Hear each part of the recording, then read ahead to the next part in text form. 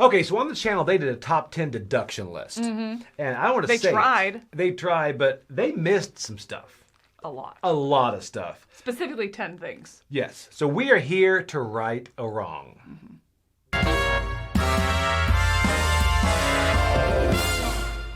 All right, so the first game I want to talk about is Obscurio. Oh. I almost went with Mysterium. Yep.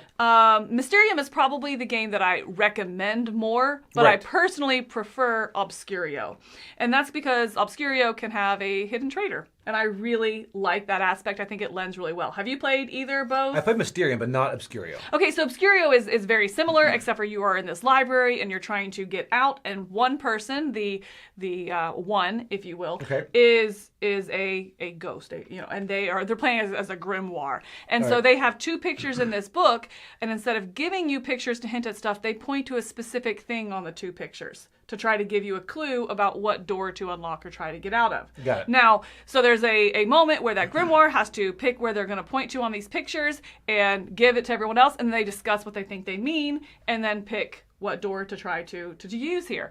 One of those other players, though, is a traitor, and so they are trying to participate in this discussion but lead it astray, because if you go too many rounds, bad things can happen, you can get curses, and if it goes too long, then you just lose, and that traitor wins because they have locked you all in this library for all of eternity and bad things. That's so sad. So I really like it. I think the deduction is, though, in trying to understand your teammates. What did they mean by this? We thought they meant that here, but now we're in the second round, so maybe they're actually trying to lead us astray because they're hearing what you're saying and what you're discussing and be like, okay, they're going down completely the wrong track. Let me try to fix that on the next one. Or is it just more additional information because you're on the right track? So the deduction is trying to understand what the teammates mean and kind of where their mindset is at. So you push Mysterium over this only because it's simpler than this. This is like more gamified. Yes, I think there's more going on in Obscurio and more interesting discussions. I also, in Mysterium, sometimes you get to the very end and then you lose it. Like, really the only thing that matters is that very final puzzle. Now, you have to deduce in order to get there, but it comes down to just that one answer, and I feel like that sometimes falls a little bit flat. But very similar kind of themes or feel in the themes, and great deduction discussion amongst the team. All right, it's a good pick. I gotta try it. Okay, so the next game I'm picking is one that's very unique. I remember it really landed with a splash, but a lot of people don't play it anymore, but it's still on my shelf because I can't get rid of it because it's so unique, and that is Picture Perfect. Oh yeah, there's nothing to fill that hole. It is different. Yeah. That's the thing. It's like every other game you take off because you're like, I'd play this instead. But there's no instead to Picture Perfect. No, it is a hole without it. It really is. Yeah, because you set it up and it's just so, if you haven't played it, you're pretty much trying to organize everyone in a party photo of who they want to be next to. Now the plant is very picky. The plant wants to be next to whatever, So it's a fun game, especially the fact that at the end you get that photo that you take, right? Yeah. And it's just so fun to see everybody get different information. It's like you never have all the information. Right. Right. So you kind of organize your party. It's a fun, and it's on the lighter side, I believe. I think so, yeah. The deduction is there, though. The deduction is there when you're trying to figure out the puzzle of how to make it work, but also, if this card is in there, is that card in there? Can I do this? Can I make this work with incomplete information? Yes. Yeah, and that's it. So anyway, if you haven't tried it, I'd recommend it. There's a couple expansions out for it too. I think they're great, but I think the base game is great as well. So that's Picture Perfect. All right, so this next pick is one that I brought up to the team afterward, and I was like, I cannot believe that you did not have Rising 5 on your list. I agree. And their response was, well, yeah, but I feel like it's a small part of the game. I'm sorry, it is not a small part of the game. No. It is a deduction game. It is mastermind with a theme. Yes. Like, the only way to win this game is to get the right sequence. I agree. And as you're going through, yes, you're fighting monsters, but that's in order to power up this system so that you can check your answer to get more information back. Right.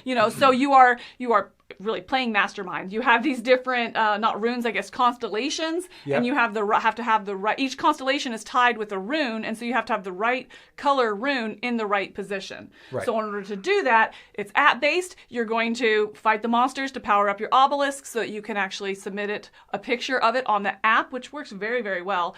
But you're going to take a picture of it, and it's going to tell you back, just like Mastermind, if it's the right color in the wrong place, if it is the right color in the right place, or if it is just completely wrong. It's not the right color, not the right place. It's not in this equation at all. I agree. And that's what you're trying to do. You're just trying to power up before you run out of time before this eclipse happens, in order to get the right sequence of those runes down. So I think it is, if you like Mastermind, it's Mastermind with a theme. That's a good way to say it. I really enjoy it. I like the way you can power off each other's actions as well to really boost each other. When you think that you're close to getting an answer that you want to check, you can boost each other to really push it up there. And it's interactive and it's fun. So yeah, Rising 5 is definitely a deduction game and deserved to be on their list. It's a great pick. Okay, so my next one is hidden movement is deducing where someone is. Yep. And there's a lot. I know there's a lot of games in that genre, but this one has staying power. Although it can be a bit long, it is still one of the best experiences with hidden movement for me, and that is Fury of Dracula. This is the first one you mentioned when they came out. Is. You're like, are you kidding? Kind of like Rising 5 for me. You're like, what? Right. Yeah. I agree, because it's just like Fury of Dracula is so epic in scale. I mean, forget the whole story, that's Dracula and you're out chasing him and all that. The board looks epic, the cards are epic. It turns the battle is more of like a kind of a rock, paper, scissors mechanic. So it's more simple. But have you played it? I've not. It's been on the list for years, but I've not. We need to play this. It's fantastic, because when it clicks, it's just like, you get that. When you are trapping Dracula, you know where he is, and then he gets away or he doesn't. Everything about this game is epic. So it's really one that should be on the list because it is fantastic. It's a great experience. And hidden movement counts. Yep. Fury of Dracula. All right, piggybacking off that hidden movement is deduction. I have Terrorscape. I agree. So this is, I think, the newest game on the list here that I would recommend. But man, does it scratch that hidden movement itch. It's going to be one versus everybody else. The one is playing as this big monster. Everyone else is trying to find a way out of the mansion, in which the one is like stalking them and trying to kill them. So the one doesn't know where everybody else is. He's aware of who they are, and he's aware of what their special powers are. So, for example, one is an athlete, they have extra movement. Another one, I forget thematically what it is, but they can go through these secret tunnels. And so as they do certain actions, they're making noise on the board. And so they're trying, the big baddie, the monster, is trying to deduce where they might be and do these attacks. Or they're scanning the room to gather information and then go all in. And I find it to be so tense on both sides. It is. You're really planning on when you're playing as everybody, you're planning your turn. If I go over here, I want to do this, but if I get that key, I'm going to make noise. But wait, I have this glass bottle. I can drop a glass bottle before I go to make noise here, and then I go over there and make noise, and he's not going to know which place I am. So you're trying to cause confusion. And as the one, you just feel like you are scrambling, like, where are they? I don't understand. You're trying to track it and put it together, and then you put all your eggs in one basket. Yeah. And it's just such a tense moment where you're like, all right, here we go. Big attack in the library, and it's like, oh my gosh, you hit two of us. It's so great. It's such a race. It's so tense. And yeah, the deduction is more on one side than the other.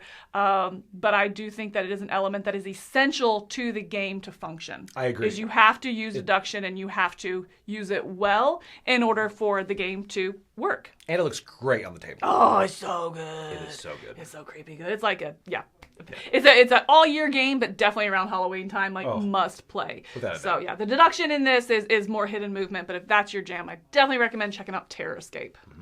Okay, this next one is a pretty much, not pure deduction, but a lot of deduction goes into this. This is based on a book, or I guess novella by Edgar Allan Poe, or story, I guess, by Edgar Allan Poe, and that is Mask of the Red Death. Have you played this one? I've not. Really intriguing, though. So good. Yeah. The whole thing is you are at the party, and you're trying to move around. There's a prince there, and you're trying to...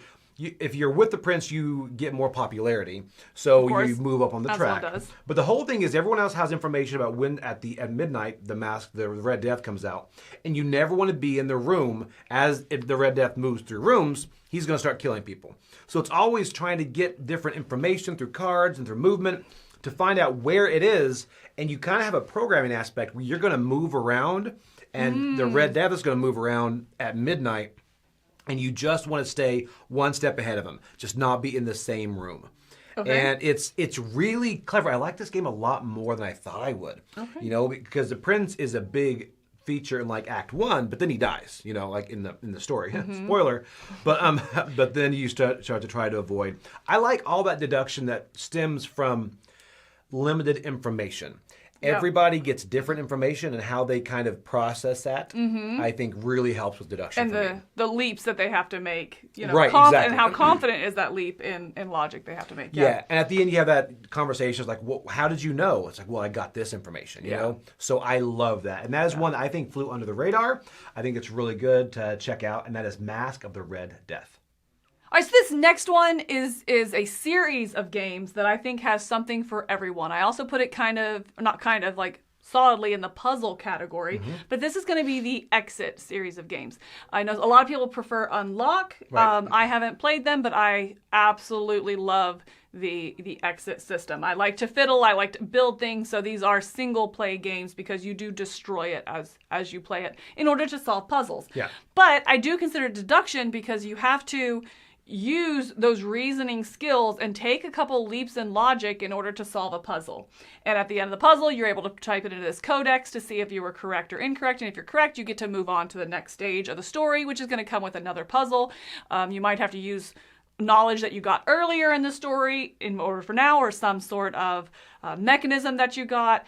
I really like how it uses all the components, and you have to use, again, the deduction from the story, from the components you have, from this story, the runes as they unfold, or whatever the theme may be, in order to come to logical conclusions and then solve a puzzle, which will give you a three-digit code. So it's puzzle, deduction, goodness mixed together. I that agree. Everybody can get involved in, everyone can play with, you can fiddle with it, and the stories and just... I think, again, that deduction of watching everyone talk together, like, wow, how did you get that? That was so crazy. But then the next one, the other person, it just clicks with them and they run with it. So it's just a really great experience of reasoning together as a group to come to the end solution. Do you think this plays best at what player count, would you say? I like it 2 to 3. I agree. I think anything more than that, there's kind of too many cooks in the kitchen, or, too many voices at one time. I think 2 is fantastic. I don't love it solo, but I'm also not much of a solo gamer. Right. I think it works very well. I just like those minds working together on puzzles, and just, I feel like if you're playing it 2 or 3, everyone's constantly impressed with each other. Yes. And you need that little spark of creativity, or remembering a story element, something like that. You need that help with the leaps in logic sometimes. So, any of the Exit series, any of them, just pick a theme that looks interesting to you, because there are a lot of them, and they're very varied. So, that's the Exit series. Okay, so next is a game that has been on my top 100 forever, and I adore this game. And I actually played it 3 times at Dice Tower Retreat, or East. Retreat, I think. But it is Escape from Aliens in Outer Space. I've never even heard of this. Oh, this is fantastic. This game looks like, I think it's 20 years old, and it looks like it, but it's hidden movement, and you're moving away from... Everybody is like humans and aliens. You get a hidden roll, and you're looking, and then you're moving. The humans are moving to the escape pods, and the aliens are trying to chase the humans and eat them. Right.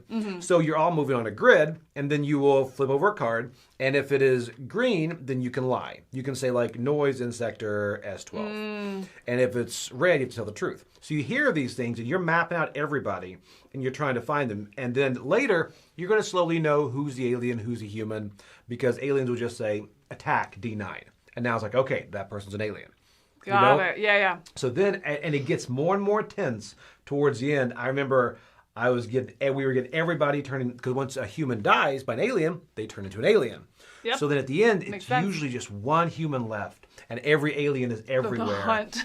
Yes, and then it was at one point where we're all hunting for one guy, and all the aliens are up here, and a noise, because he says a noise down there, and we're like, he's there next to the escape pod, and everybody just ran, and he got away, and it's just it's such a great tense moment. And this game is, and again, I rediscovered my love for that.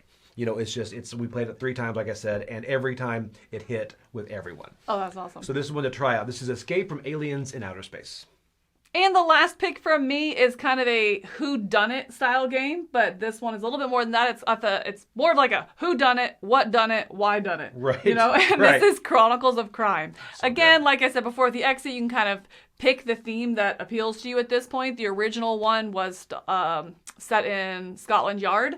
And then they had a Redville one, which went a little retro, 1950s America, maybe, or something like that, but also with some Stranger Things vampire.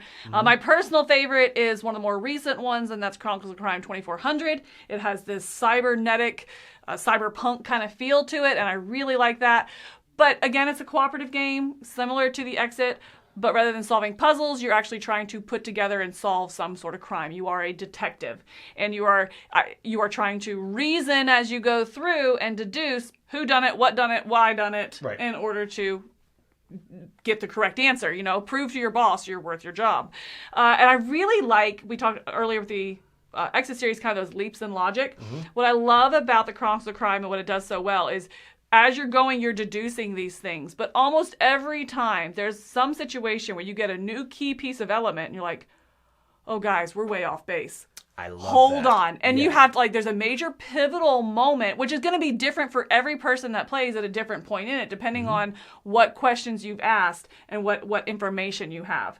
And so it's more of this open world feel. You can go to anyone and talk to anyone, ask them about any of the items that you have, or ask them any questions. So again, it's, you know, map your own answer. It kind of feel to it. And I really like that deduction where you're making these leaps and logics, but you also have to check yourself at time to make sure that new information, is it supporting or is it leading us a different way? And you have to be flexible and pivot. So back to your question before, I think, again, this plays at 3, maybe up to 4. Definitely starts getting crowded 4 to 5, just with so many opinions and talking over each other and everything. But yeah, Chronicles of Crime, a great deduction game of trying to figure out a crime, all the answers. You need everything in order to make an arrest at the end. So Chronicles of Crime, again, choose the one that looks interesting to you. I feel like you kind of can't go wrong with it. It's a great pick.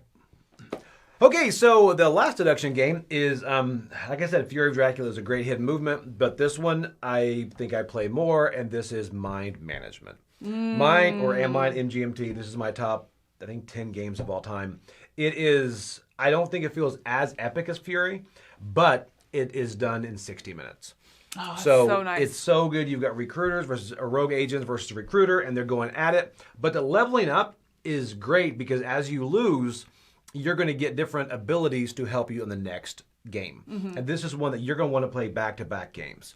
And it looks great on the table. I've never read the comic. I guess it's based on the comic. Oh, you're not a fan of the comic. Okay, I've never read interesting. It. Okay. So I mean, I might like it, but it's just, I like the artwork. I like the art style. And this, have you played this? I've not played it. No, I've read a little bit of the comics, but because of the game. But I'm also that type. I'm also that type of person that if a movie comes out, I'm going to, based on a book, I'm going to go read the book before I see the movie. Really? You know, because if you see the movie, then you see the book, you're always disappointed.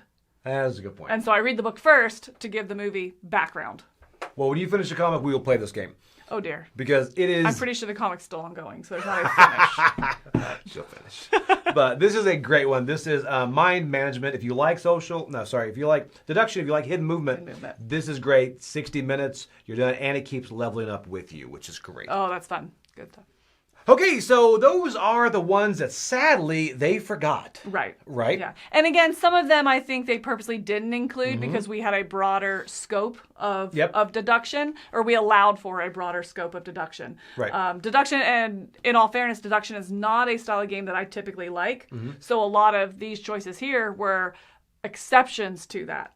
They stood out for some reason to me, who doesn't typically go for deduction games, but I really enjoy and will pretty much play any of these with anyone at any time. Yeah, except Mind Management with me, apparently. Yeah, I haven't finished the comic. How can I? Yeah, that's true. All right, so if you guys have your favorite deduction, comment below and put them down there. So I'm Joey Evans. I'm Camilla. And we'll see you later on the channel.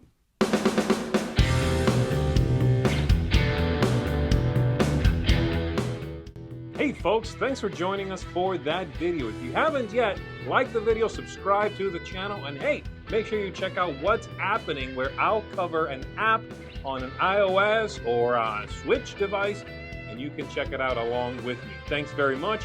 You've been watching The Dice Tower.